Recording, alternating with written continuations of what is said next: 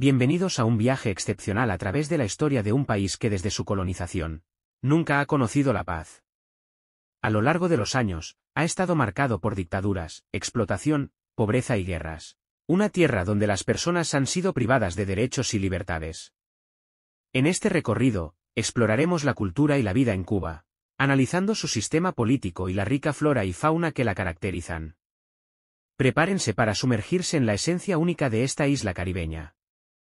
Voy a contar la historia de Cuba, desde su surgimiento hasta la fecha actual. Ustedes podrán navegar por diferentes temas, permitiéndoles saltar partes que no les interesen. Colonización en 1542. La colonización de Cuba es fascinante y compleja, marcada por la llegada de exploradores europeos en el siglo XV. Cristóbal Colón desembarcó en la isla en 1492, abriendo un capítulo crucial en la conquista y colonización de América.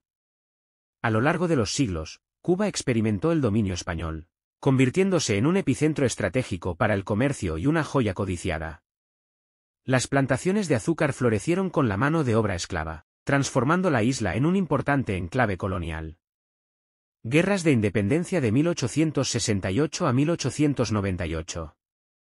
En la última década del siglo XIX, Cuba era el único país que aún se encontraba en la condición de colonia de la metrópoli española, ya que la independencia que había tenido lugar en todos los demás países de América Latina, aún no se había materializado en Cuba. Sin embargo, esto no fue por falta de intentos. En 1868, se desató la primera guerra de independencia de Cuba, una larga tentativa de liberación. Durante 10 años, los cubanos lucharon por liberarse de España, pero no tuvieron éxito. Un problema central era que, al igual que Brasil, Cuba aún mantenía la esclavitud. El auge de la esclavitud en Cuba ocurrió en el siglo XIX, vinculado al gran desarrollo de la producción azucarera. En esta primera tentativa de independencia, los grandes terratenientes no respaldaron la causa debido a las amenazas españolas de liberar a los esclavos. Sin embargo, a pesar de la resistencia de los grandes propietarios, la abolición finalmente ocurrió en 1886. El líder visionario José Martí, aunque no dirigió directamente las fuerzas militares en el campo de batalla, emergió como una figura central en la búsqueda de la libertad. Martí, poeta y estratega político, articuló incansablemente los ideales de independencia y justicia, desempeñando un papel crucial en la organización y promoción del movimiento revolucionario. Mientras Martí ofrecía un liderazgo intelectual e ideológico, en el frente, figuras como Máximo Gómez y Antonio Maceo lideraban las tropas cubanas contra el dominio colonial español. La guerra de independencia estuvo marcada por una lucha feroz, culminando en eventos cruciales, como la intervención de los Estados Unidos tras la explosión del USS Maine en La Habana. Después de la intervención de Estados Unidos en la Guerra de Independencia de Cuba, se desencadenaron una serie de eventos que marcaron significativamente la historia de la isla. La intervención estadounidense fue un resultado directo de la explosión del USS Maine, en el puerto de La Habana en 1898. La guerra hispanoamericana se desató como consecuencia, y como resultado del conflicto. España cedió a Estados Unidos varios de sus territorios, incluyendo Cuba, Puerto Rico, Filipinas y Guam, según los términos del Tratado de París de 1898. Ocupación militar de Estados Unidos. Cuba, aunque obtuvo la independencia formal, quedó bajo una ocupación militar de Estados Unidos durante varios años después del conflicto.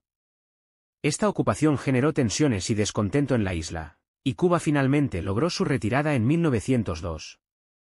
Sin embargo, este periodo fue seguido por una serie de intervenciones e influencias estadounidenses en la política cubana, durante gran parte del siglo XX, incluyendo la Enmienda Platt, que otorgó a Estados Unidos el derecho de intervenir en los asuntos internos cubanos, y estableció la base para la construcción de la base naval de Guantánamo, que es una instalación militar estadounidense ubicada en la bahía de Guantánamo, en la provincia de Guantánamo. Fue establecida en 1903 como resultado del Tratado Cubano-Estadounidense, que otorgó a Estados Unidos el control sobre la bahía mediante un arrendamiento perpetuo. Inicialmente, la base se estableció como una estación naval y de carbón, pero con el tiempo, se ha convertido en un importante centro de detención, especialmente conocido por albergar prisioneros relacionados con la guerra contra el terrorismo, después de los ataques del 11 de septiembre de 2001. La creación del centro de detención en Guantánamo Ha sido objeto de controversias y críticas debido a las condiciones de detención, los métodos de interrogatorio y las preocupaciones sobre los derechos humanos.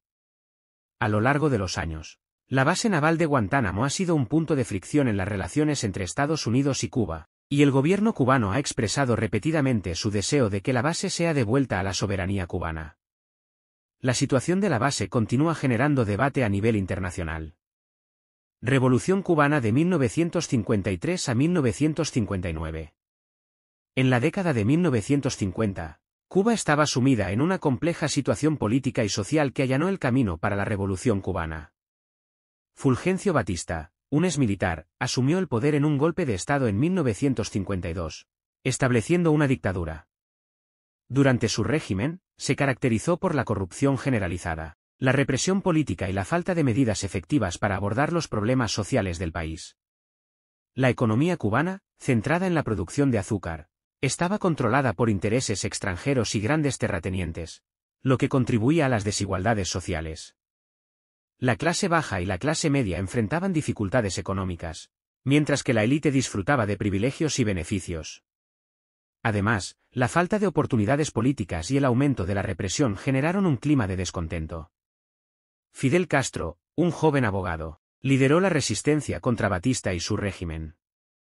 El asalto al cuartel Moncada en 1953 fue un intento de derrocar al gobierno, pero resultó en un fracaso militar.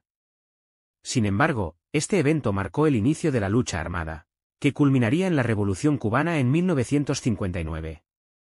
El descontento generalizado, combinado con el liderazgo carismático de figuras como Fidel Castro, y el apoyo popular a las reformas sociales y económicas, contribuyeron al éxito de la revolución. El 1 de enero de 1959, Fidel Castro y sus guerrilleros entraron en La Habana, poniendo fin al régimen de Batista y estableciendo un nuevo capítulo en la historia de Cuba. Los líderes principales de la revolución cubana fueron Fidel Castro, una figura central y carismática. Fidel Castro fue el líder indiscutible de la revolución cubana. Nacido en 1926, Castro fue un abogado y revolucionario que encabezó la resistencia contra la dictadura de Fulgencio Batista. Che Guevara, Ernesto Guevara, nacido en Argentina, Che Guevara fue un médico, guerrillero y revolucionario. Se unió a Fidel Castro en la lucha contra Batista, y ocupó varios cargos importantes en el gobierno revolucionario cubano. Sin embargo, se distanció del poder en la década de 1960. Y murió en Bolivia en 1967 mientras lideraba esfuerzos revolucionarios en América Latina. Raúl Castro, hermano menor de Fidel Castro. Raúl Castro también fue una figura destacada en la Revolución cubana. Camilo Cienfuegos. Camilo Cienfuegos fue un comandante revolucionario cubano, que desempeñó un papel fundamental en la victoria de la Revolución cubana. Conocido por su lealtad a Fidel Castro y su carisma, Cienfuegos fue un líder militar clave. Tras el triunfo de la Revolución, se convirtió en el comandante de la revolución y ocupó importantes posiciones en el gobierno. Su misteriosa desaparición en 1959 sigue siendo un tema de debate e intriga.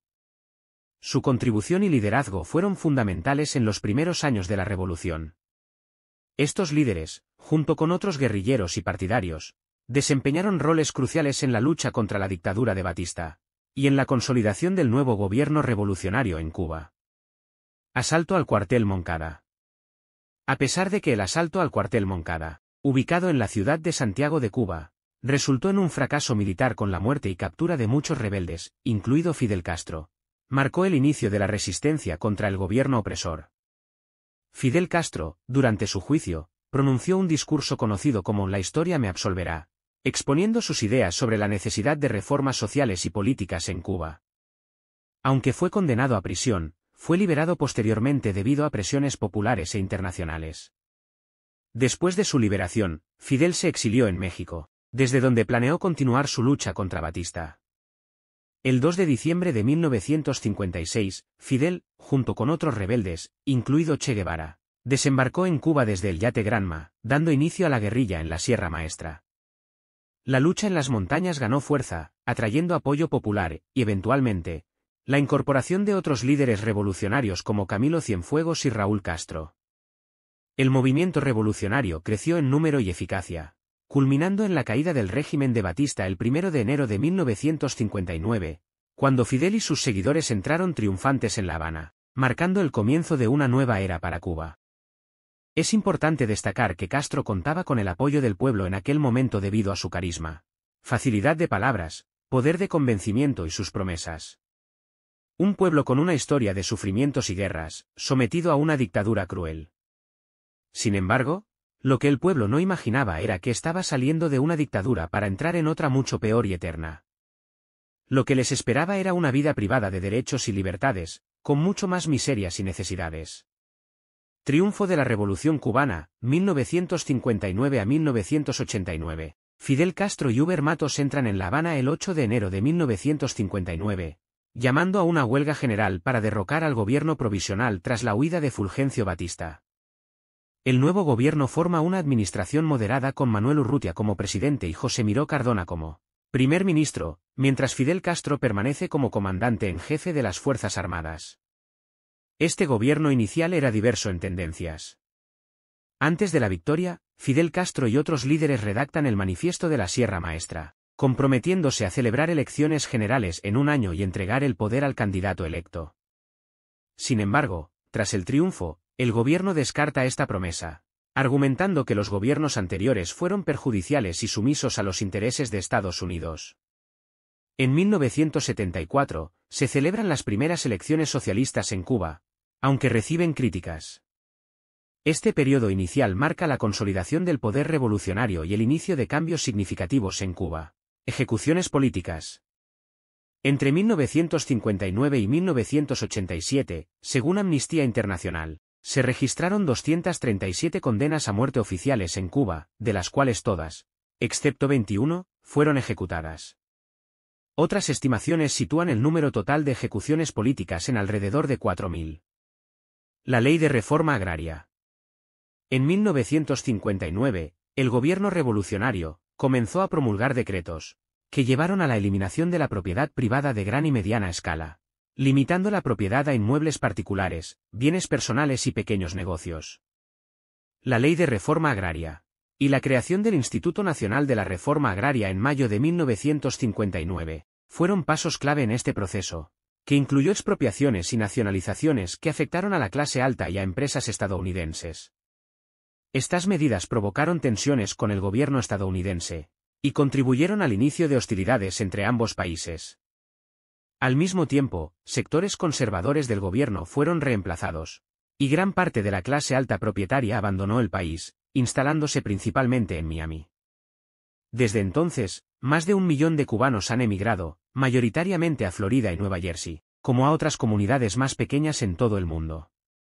Estos eventos marcaron el comienzo de cambios significativos en la estructura social y económica de Cuba, pero también generaron conflictos y tensiones internas. Lo que muchos pensaron que iba a ser el fin de sus sufrimientos, se convirtió en otra nueva dictadura, que no solo estaba quitando las propiedades de los más ricos, sino también los derechos y la libertad de todo el pueblo. Primeros acuerdos comerciales. En noviembre de 1960, Che Guevara realizó un viaje por Checoslovaquia, la Unión Soviética, China, Corea y Alemania Democrática. Durante esta visita, la Unión Soviética y China se comprometieron a comprar la mayor parte de la zafra cubana, estableciendo acuerdos comerciales y financieros, así como vínculos culturales con los países del bloque comunista. A su regreso, Cuba tenía relaciones diplomáticas con todos los países comunistas, excepto Alemania Oriental, y acuerdos de asistencia científica y técnica con todos, excepto Albania. Ataque aéreo de los Estados Unidos. El 3 de enero de 1961, el presidente Eisenhower cortó las relaciones diplomáticas entre Estados Unidos y Cuba. El 15 de abril de 1961, aviones estadounidenses atacaron aeropuertos cubanos, y al día siguiente, se declaró oficialmente el carácter socialista de la revolución, siguiendo las ideas de Marx y Lenin. Invasión en la Bahía de Cochinos. El 17 de abril de 1961, ocurrió la invasión en la Bahía de Cochinos, protagonizada por exiliados cubanos entrenados por la CIA en Nicaragua. A pesar de su equipamiento militar, la invasión fue derrotada por las Fuerzas Armadas cubanas. Este evento marcó el fortalecimiento de los lazos entre Cuba y la Unión Soviética, que brindó apoyo económico y se convirtió en un importante importador de azúcar cubano. Al borde de una guerra nuclear, la crisis de los misiles. A finales de junio de 1962, La Unión Soviética y Cuba decidieron instalar misiles atómicos en Cuba, motivados por la creencia de una inminente invasión directa de Estados Unidos tras informes de inteligencia. Esta medida buscaba disuadir a Estados Unidos de intervenir en Cuba, y también se enmarcaba en el contexto de la Guerra Fría, con tensiones crecientes como la construcción del Muro de Berlín y la crisis en Vietnam. El Che Guevara desempeñó un papel activo en la elaboración del tratado entre Cuba y la Unión Soviética. Esta decisión llevó a la crisis de los misiles de Cuba, que puso al mundo al borde de una guerra nuclear. La crisis se resolvió con un complicado acuerdo entre el presidente estadounidense Kennedy y el líder soviético Nikita Khrushchev. Según el acuerdo, Estados Unidos se comprometió a no invadir Cuba y retirar los misiles instalados en Turquía apuntando a la Unión Soviética, y a cambio, la URSS retiraría sus misiles en Cuba. Este episodio fue crucial en la historia de la Guerra Fría y en las relaciones entre las superpotencias. Éxodo del Mariel en 1980. Durante la segunda mitad de los años 60 y a lo largo de los 70, en medio del avance del proceso socialista en Cuba, se cometieron diversos errores económicos y políticos que generaron descontento entre la población. Esta situación culminó en el Éxodo del Mariel en 1980, donde 125.000 cubanos emigraron masiva y desordenadamente hacia Estados Unidos. Desaparición de Camilo Cienfuegos. Camilo Cienfuegos, destacado líder de la Revolución cubana, desapareció el 28 de octubre de 1959, cuando viajaba de Camagüey a La Habana en un avión Cessna 310. Aunque las autoridades cubanas sostienen que fue un accidente aéreo, su desaparición sigue siendo un misterio no resuelto. A pesar de las diversas teorías, no hay una explicación definitiva sobre lo que ocurrió, contribuyendo a la leyenda de Camilo Cienfuegos como un héroe revolucionario cuyo destino exacto permanece desconocido. Fidel Castro asume la presidencia del país. En 1976, con la nueva Constitución de Cuba, Fidel Castro asumió oficialmente el título de presidente del Consejo de Estado y del Consejo de Ministros, consolidando su liderazgo en el país.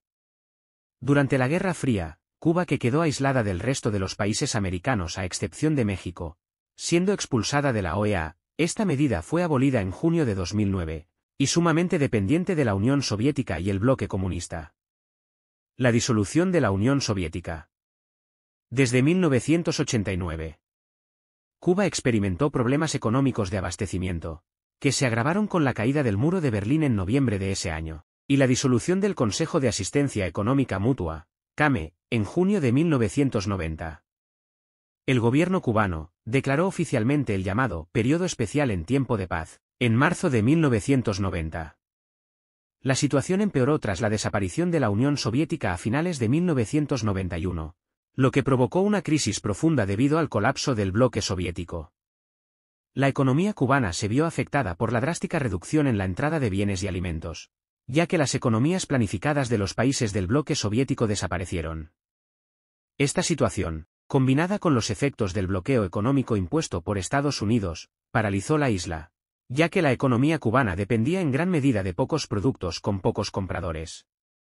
La pérdida de los casi 5.000 millones de dólares anuales de ayuda proveniente de la Unión Soviética, que incluía exportaciones garantizadas para el mercado cubano del azúcar y la obtención de petróleo a precios bajos, tuvo un impacto severo en la economía cubana. Durante el periodo especial. Durante el periodo especial en Cuba, que comenzó en la década de 1990, el país enfrentó una crisis económica profunda, que tuvo impactos significativos en diversos aspectos de la vida cotidiana. Se experimentaron cierres de industrias, una escasez masiva de alimentos y otros bienes esenciales, así como problemas en el suministro de transporte público debido a la falta de piezas y combustibles. La escasez de alimentos era especialmente aguda, y la población tuvo que enfrentarse a una disponibilidad limitada de productos básicos. La falta de transporte público y las interrupciones en el suministro de energía fueron comunes, con más horas sin electricidad que con ella. Esta etapa fue, sin duda, un periodo extremadamente desafiante para la sociedad cubana, que se vio obligada a hacer frente a condiciones difíciles, y a buscar alternativas ingeniosas para satisfacer sus necesidades básicas. Los efectos de la crisis no fueron uniformes en todo el país. Las áreas urbanas, especialmente la capital y las ciudades turísticas, sintieron un impacto menor en comparación con las ciudades del interior, que fueron las más afectadas por la escasez de recursos y servicios. La emigración cubana. Esto aumentó la inmigración. Son muchos los cubanos intentan huir del régimen castrista, algunos lo logran. Otros son detenidos antes de salir y muchos son devueltos a Cuba desde diferentes países que no permiten la inmigración. Hasta el 2013, el gobierno restringía el viaje libre de los cubanos. Siendo una isla, la única opción de salida es por aire o por mar. En Cuba, es delito construir, transportar o poseer cualquier tipo de embarcación sin autorización, la cual es difícil de obtener. Por esta razón, algunos cubanos arriesgan sus vidas lanzándose al mar en embarcaciones improvisadas.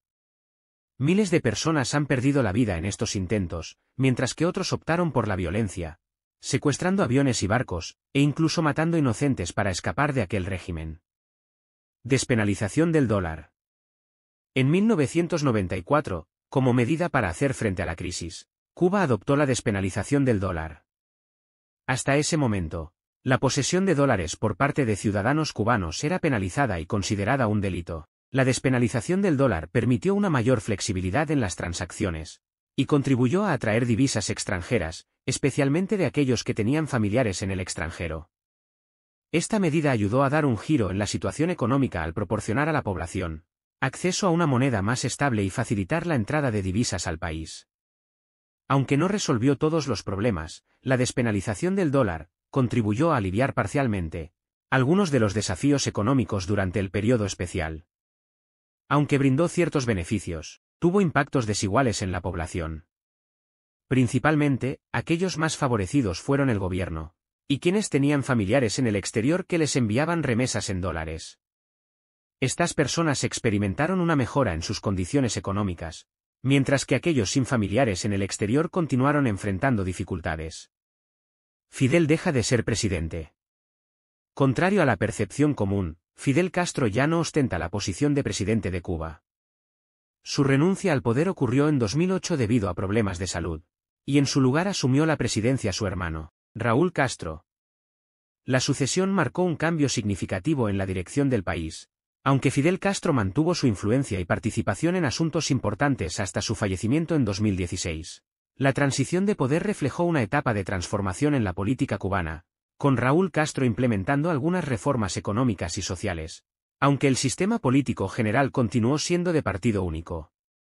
Raúl Castro, nuevo presidente de Cuba y reformas importantes. Con la asunción de Raúl Castro como presidente de Cuba en 2008, se implementaron algunas medidas destinadas a introducir cambios en la economía y la sociedad cubana. Estas medidas fueron parte de un proceso gradual de reformas que buscaban mejorar la eficiencia económica y abordar los desafíos heredados.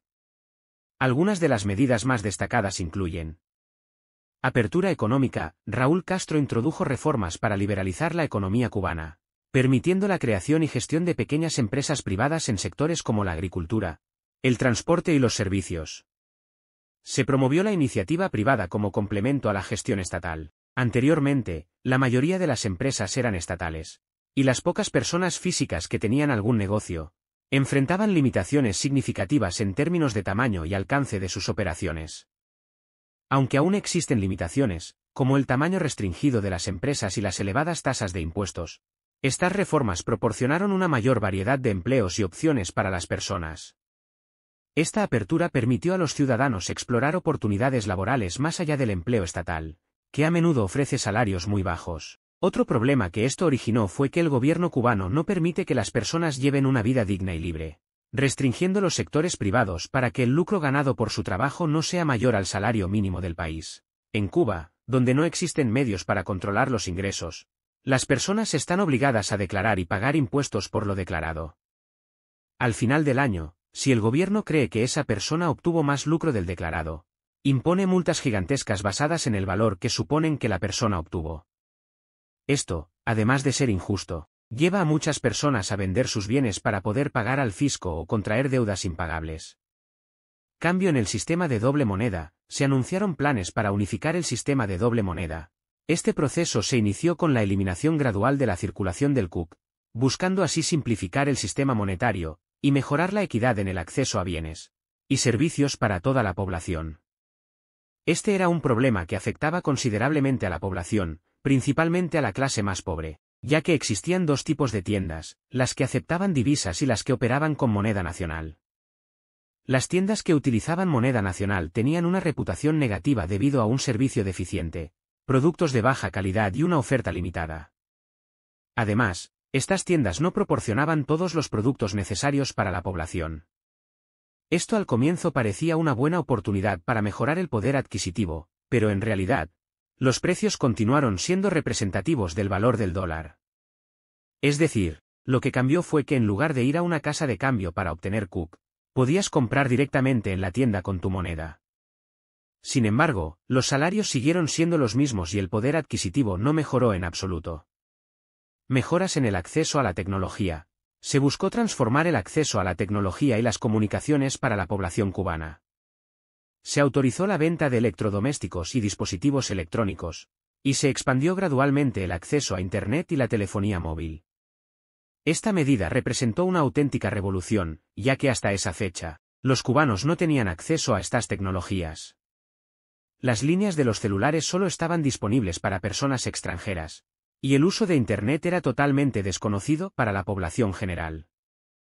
Además, poseer una computadora en casa era considerado un delito, ya que no estaban comercializadas para el público. Sin embargo, algunos cubanos las obtenían de forma ilícita. Aunque los precios de estas tecnologías siguen siendo elevados y no todos pueden adquirirlas, se logró liberar el acceso y permitir que un segmento de la población pudiera disfrutar de estas herramientas tecnológicas. Aunque en el país abunda la ausencia de electrodomésticos en las casas, incluso de los más fundamentales como refrigeradores y televisores. Y contradictoriamente, cuando Fidel aún era presidente donó 50.000 televisores a Venezuela, a pesar de que más del 20% de la población cubana no contaba con este dispositivo. Se llevaron a cabo esfuerzos significativos para modernizar y dinamizar el sector agrícola. Una de las medidas clave fue la entrega de tierras estatales en usufructo a agricultores privados y cooperativas. Esta iniciativa tenía como objetivo principal incrementar la producción de alimentos y disminuir la dependencia de las importaciones. La apertura a formas de gestión no estatal en la agricultura buscaba mejorar la eficiencia del sector y contribuir a la seguridad alimentaria del país. En teoría suena atractivo, pero en la práctica ni los agricultores ni el pueblo obtuvieron ningún beneficio. Los agricultores en Cuba están obligados a vender sus cosechas al Estado, quien establece el valor y la calidad de los productos. El gobierno paga las cosechas a precios bajos, busca defectos para desclasificar el producto como de mala categoría y pagar aún más barato. Luego vende los productos a la población a precios elevados y los presenta como de excelente calidad, a pesar de que, en la mayoría de las veces, los productos tenían buena calidad cuando se compraron del campesino. Además, debido a demoras en los almacenes y el transporte, los productos llegan a la población en pésimas condiciones. Sin embargo, la crisis y la escasez no dejan otra opción que comprarlos para poder sobrevivir. En resumen, una forma más, de explotar al pueblo trabajador. Eliminación de restricciones migratorias. En 2013, se eliminaron algunas restricciones migratorias, que históricamente habían limitado la movilidad de los ciudadanos cubanos. Esto permitió una mayor libertad para viajar al extranjero, y facilitó la reunificación familiar. Aunque son muy pocos los cubanos que logran tener dinero para pagar el precio de un pasaje, al menos ya no están tan restringidos como antes. Solo para tener una idea, un cubano común, trabajador y honesto, necesitará vender su casa, si tiene una buena casa, lo cual también es difícil, para poder comprar un pasaje aéreo. Además, entre otras reformas significativas, se levantaron las restricciones que prohibían a los cubanos visitar lugares turísticos y hospedarse en hoteles, algo que anteriormente estaba prohibido. Antes de estas reformas, a los cubanos no se les permitía frecuentar áreas turísticas. La mayoría de los destinos atractivos en Cuba estaban reservados exclusivamente para turistas extranjeros, aunque aún persisten desafíos económicos que limitan el acceso a estas experiencias para muchos cubanos. Se eliminaron las restricciones formales, permitiendo a los ciudadanos locales acceder a lugares turísticos y disfrutar de ciertos servicios, que anteriormente les estaban vedados. También se llevó a cabo la liberación de la venta de viviendas y automóviles, actividades que estaban previamente vedadas para los ciudadanos cubanos. Antes de estas reformas, la compra y venta de propiedades y vehículos estaba sujeta a restricciones gubernamentales, lo que limitaba la capacidad de los cubanos para tomar decisiones sobre sus propios bienes. Con la liberalización de estas transacciones, los ciudadanos obtuvieron la posibilidad de participar activamente en el mercado inmobiliario y automotriz. facilitando la movilidad y la toma de decisiones relacionadas con la vivienda y el transporte. Los médicos cubanos. Los médicos cubanos son formados en gran número cada año, y tienen una característica que los distingue del resto del mundo. Contrario a la percepción errónea de que los médicos cubanos carecen de conocimientos y reciben una formación deficiente, los estudiantes de medicina son seleccionados entre los más inteligentes. Aunque no hay concursos para la elección, la selección se basa en los resultados académicos del estudiante en los últimos 3 años, abarcando todas las materias. La asistencia a clases es crucial, ya que las ausencias restan puntos en la clasificación. En resumen, los mejores estudiantes son elegidos para esta profesión. A pesar de la calidad de la formación, los médicos en Cuba no reciben salarios significativamente mayores que otras profesiones. De hecho, muchas profesiones ganan más que un médico. Lo que hace diferentes y tal vez mejores a los médicos cubanos es su manera de ser, su carisma y el cariño que sienten por su profesión.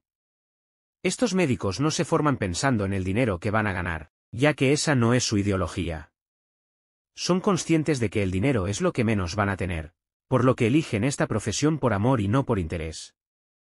Red de corrupción. Es común ver a médicos en Cuba desplazarse a pie, ya que no pueden costearse ni siquiera una motocicleta. Incluso médicos especialistas posgraduados a veces viven en condiciones precarias. Cuanto más honesto sea el médico, peor será su situación de vida. Esta realidad se extiende también a los profesores, la policía y hasta los militares en Cuba. En los barrios pobres de Cuba, notarás que sus residentes no son bandidos o criminales, sino profesionales y personas trabajadoras, mayormente honestas. En contraste, los bandidos y los deshonestos residen en mansiones. Independientemente de la profesión o el cargo, incluso si se tiene un cargo político, ser honesto en Cuba a menudo significa vivir en condiciones de pobreza. Esto se debe a la presencia de una enorme red de corrupción en el país, donde aquellos con negocios rentables o cargos que pueden beneficiar a la mafia en el poder, pueden ingresar a esa red corrupta y ver sus problemas resueltos. Raúl Castro renunció al cargo. En 2018, Raúl Castro renunció al cargo de presidente de Cuba, siendo sucedido por Miguel Díaz-Canel. Aunque Díaz-Canel no pertenece a la familia Castro, es crucial destacar que en Cuba, el Partido Comunista de Cuba, PCC, ostenta la máxima autoridad. Raúl Castro continuó siendo el primer secretario del PCC, manteniéndose como una figura influyente y liderando la dirección del país, hasta el 2021. ¿Cómo funciona el sistema político? El sistema político de Cuba es algo que la mayoría desconoce. En Cuba, no existen elecciones presidenciales directas por parte del pueblo. El proceso es más complejo y lo explicaré con detalles. Partido cubano.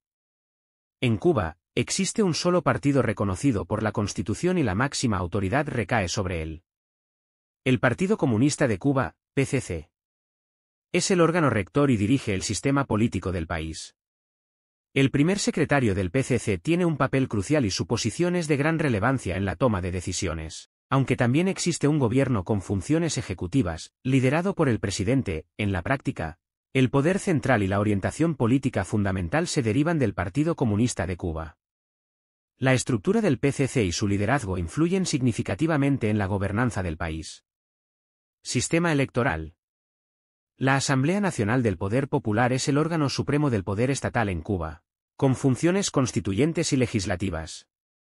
En este sistema electoral cubano, el proceso comienza cuando el pueblo propone los candidatos a delegados, en reuniones antes de las elecciones.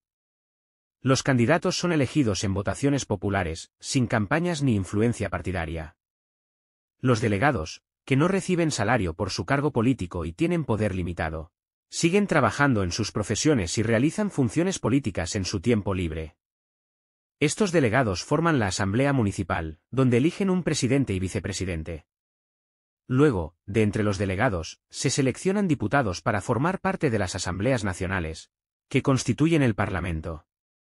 La elección del presidente del Estado se lleva a cabo entre los diputados, quienes votan en elecciones internas con voto secreto, sin la participación directa del pueblo. Lavado de cerebro.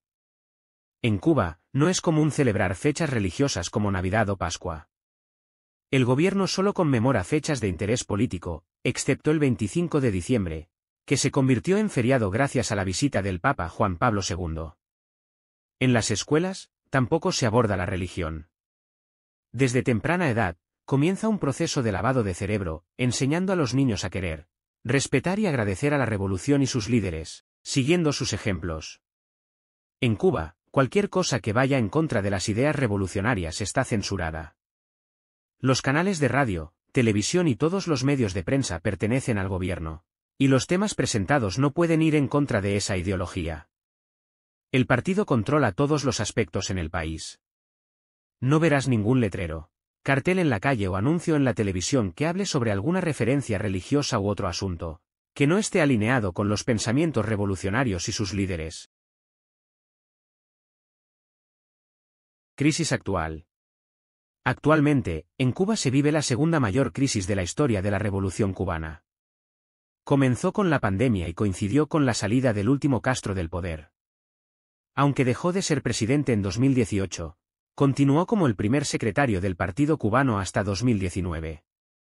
Como he explicado anteriormente, el partido es el líder máximo del país.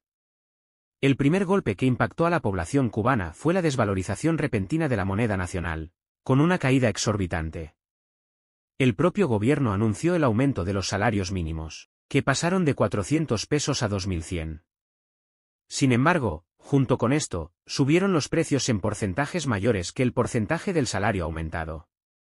Es decir, esto no solo empeoró la situación, ya que los cubanos hubieran preferido que dejaran los salarios bajos con los precios como estaban antes, ya que el poder de compra, aunque era limitado, era mayor que con el aumento. Además, para empeorar la situación antes de esa desvalorización de la moneda, el gobierno subsidiaba muchos servicios como la energía, el agua y los productos de la canasta básica, lo que hacía que las personas pagaran más barato por estos.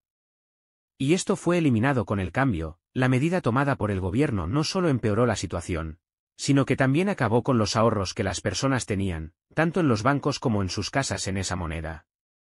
Cuando se informó que esto iba a suceder, las personas dejaron de vender casas, carros y cualquier cosa que pudiera ser invertida, para mantener el valor del sacrificio de meses, o tal vez años ahorrando ese dinero. Además, no dio tiempo para correr a las tiendas a comprar nada, ya que la crisis estaba en pleno apogeo y las tiendas estaban prácticamente vacías. Hoy en Cuba, al igual que en la década de los 90, se experimenta un apagón, falta de energía eléctrica, escasez de transporte, falta de alimentos y recursos básicos, así como de medicamentos. La creación de tiendas con una nueva moneda, el MLC, moneda libremente convertible, o sea, la unificación de la moneda, resultó ser una farsa. Lo peor es que esta segunda moneda, ahora virtual, solo existe en cartones prepagos, y la única forma de cargar dinero en ellas es a través de remesas familiares del exterior, o en muy pocos lugares, que tienen producciones destinadas a la exportación o al turismo. El resto de la población enfrenta carencias y necesidades básicas.